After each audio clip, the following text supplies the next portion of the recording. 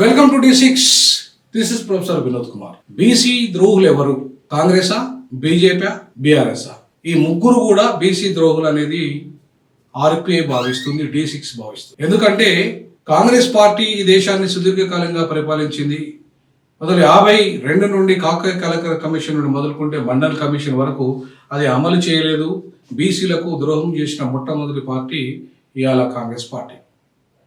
అంతేకాకుండా బీసీలకు బడ్జెట్ పెంచలేదు, బీసీలకు రాజకీయ రిజర్వేషన్లు ఇవ్వలేదు, బీసీలకు ఇంకా వాళ్ళ ప్రత్యేక మంత్రిత్వ శాఖ ఇయ్యని పార్టీ ఇవాళ బీజేపీ, కాంగ్రెస్.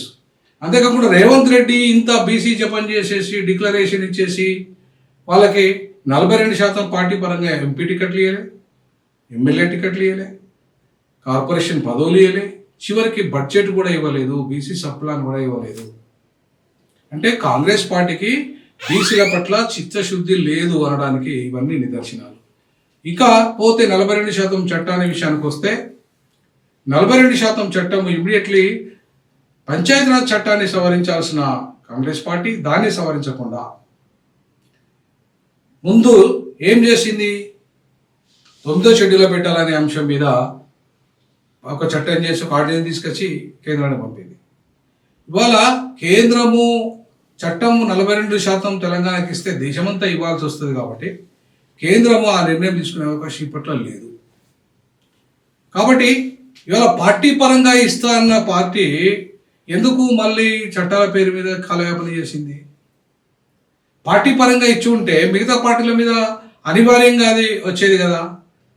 ఖచ్చితంగా రేపు దేశంలో పార్టీ పరంగా మీరు ఇచ్చేసి రేపు దేశంలో మేము పార్టీ పరంగా 42% ఇచ్చినాము, బీజేపీ ఇవాళ ద్రోహి, ఇలా కేంద్రంలో అధికారంలో ఉండి కూడా బీసీలకు న్యాయం చేయలేదు, బీసీలకు 42% వాటా ఇవ్వడంలో అది ఫెయిల్ అయిపోయింది అని చెప్పేసి దాని మీద బ్లేమ్ చేస్తే బాగుండేది కదా.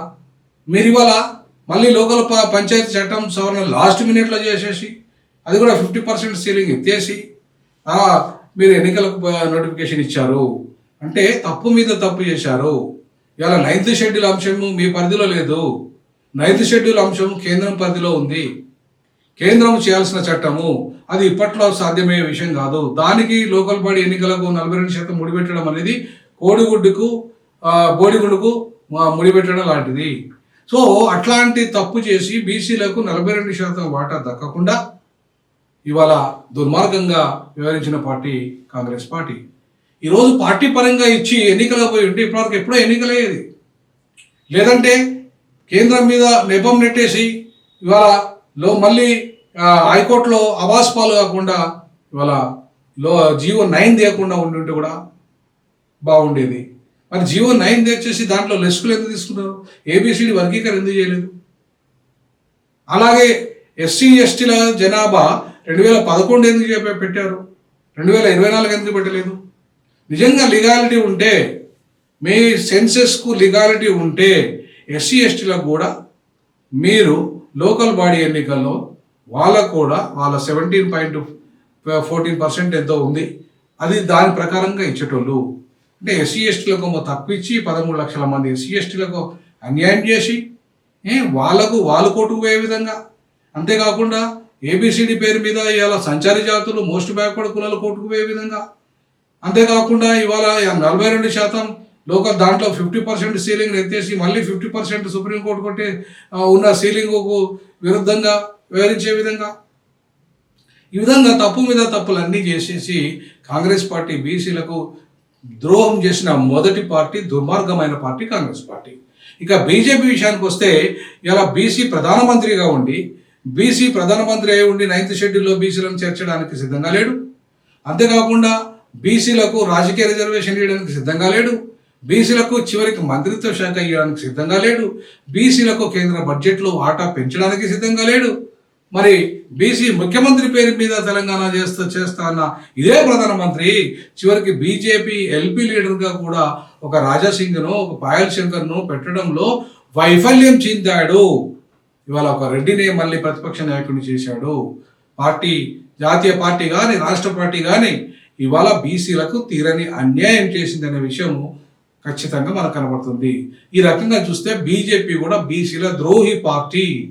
ఇక బీఆర్ఎస్ విషయానికి వస్తే కొంత సీట్లు ఇవ్వడంలో కానీ లేదంటే పదవులు ఇవ్వడంలో కానీ కాంగ్రెస్తో మెరుగే. కానీ 23%కు ఇవాళ తగ్గించి లోకల్ బాడీ ఎన్నికలో పోయి ఇవాళ సుప్రీం దానికి 42 తర్వాత దాని గురించి పట్టించుకోలే.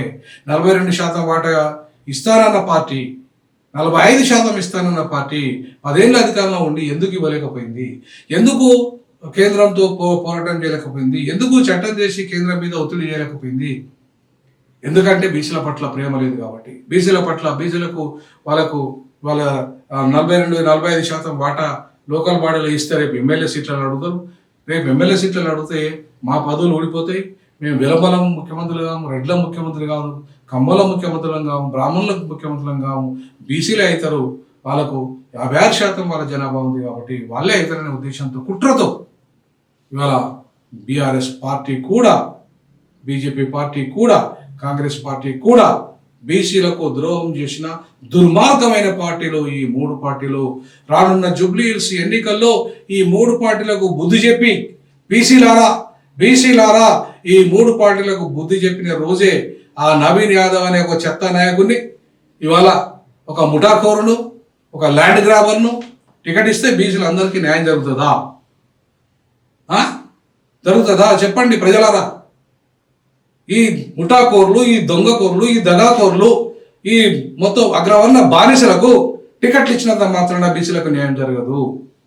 ఖచ్చితంగా బీసీలు స్వతంత్రంగా సొంత పార్టీని ఏర్పాటు చేసుకొని ఎట్లయితే తమిళనాడు తరహాలో డిఎంకే తరహాలో కానీ, అలాగే లాలూ ప్రసాద్ యాదవ్ లాంటి పార్టీ కానీ, అలాగే సమాజ్వాదీ పార్టీ లాంటి పార్టీలు కానీ ఇవాళ తెలంగాణలో ఆంధ్రప్రదేశ్లో ఏర్పడితే తప్ప బీసీలకు వాళ్ళకు స్వతంత్ర ఏర్పడదు, వాళ్ళ సమస్యల పరిష్కారం లభించాయి. కాబట్టి బ్రాహ్మణుల అగ్రహారంగా మారిన ఉన్నత న్యాయస్థానాల్లో బీసీలకు రిజర్వేషన్లు, ఎస్సీ ఎస్టీలకు రిజర్వేషన్లు, మైనార్టీలకు రిజర్వేషన్లు, లోకల్ బాడీలో కూడా లేవు ఇవాళ బీసీలకు, మైనార్టీలకు. కాబట్టి ఇప్పటికైనా బీసీ, ఎస్సీ, ఎస్టీ, మైనార్టీలరా మేల్కొనండి. ఈ దొంగలను తరిమేద్దాం. ఇవాళ మనం కలిసి ఉమ్మడిగా ఒక అభ్యర్థిని పెట్టి రేపు జూబ్లీ హిల్స్ ఎన్నికల్లో గెలిపిద్దామని చెప్పేసి ఆర్పిఐ తరఫున విజ్ఞప్తి చేస్తా ఉన్నాను. D6 డీజాక్ తరఫున వేడుకోకుంటున్నాను. ఈ విషయంలో మీ అభిప్రాయాలు కూడా తెలియజేయండి. జై భీమ్, జై పులే, జై పెరియార్.